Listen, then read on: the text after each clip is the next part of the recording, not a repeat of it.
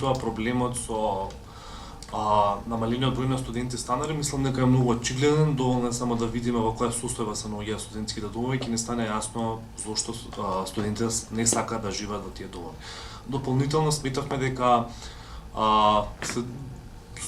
моментално студенти се организираат да се изнајмуваат станови, што е исто така една опција, меѓутоа тука би сакале да го споменеме и големиот одлив на млади луѓе од државава.